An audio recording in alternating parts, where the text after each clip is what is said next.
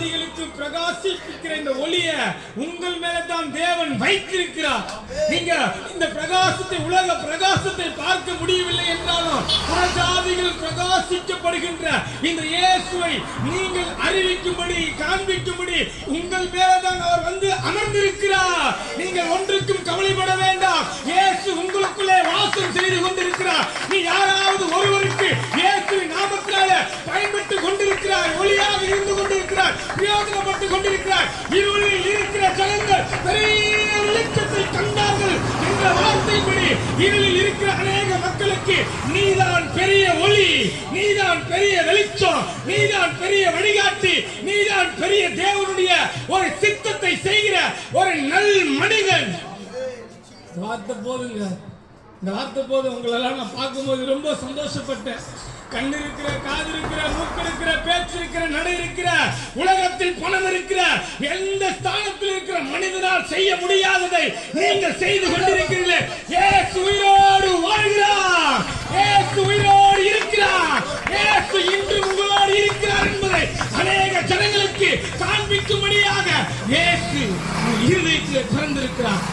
அன்பு சகோதரனே, சகோதரியே, இந்த சத்தத்தை கேட்டுக் கொண்டிருக்கிற கீழ்வீதி கிராமமே, இந்த பட்டணத்தில் அமர்ந்து கொண்டிருக்கிற இந்த மக்கள் உயிரோடு இருக்கிற இயேசுவை பிரகாசிக்கப்படும்படியாக, எந்த தவறும் செய்யாதபடிக்கு இந்த கிராம மக்கள் தப்பித்துக் கொள்ளும்படியாக இயேசு உங்களை கொண்டு பிரகாசிக்கின்றார். சூரியன் வந்தா உலகத்துக்கு வெளிச்சம். நீங்க வந்ததால தான் இயேசுவுக்கு இந்த ஜனங்களுக்காக வெளிச்சம். நிறைய பேர் இருளில் வாழ்ந்து கொண்டிருக்கிறார்கள், நிறைய பேர் அறியாமையில் வாழ்ந்து கொண்டிருக்கிறார்கள், நிறைய பேர் தெரியாமல் வாழ்ந்து கொண்டிருக்கிறார்கள்.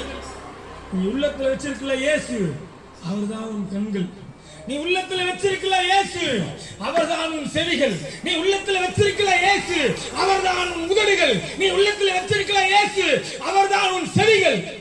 நீ யாருக்காவது இயேசுவை பத்தி சொல்லு. உலகத்துல பணக்காரங்க சொல்லலாமா, உலகத்துல பதவியில் இருக்கிறவங்க சொல்லலாமா? நீ சொல்ல முன் வந்தல, இயேசு உண்மையில பிரகாசிக்கிறார். உன் அப்பா அம்மா உன்னை கை விட்டுட்டாங்களா? உன் உறவுகள் உன்னை கை விட்டுட்டாங்களா? உன்னால ஒரு வெளிச்சத்தை பார்க்க முடியலையா?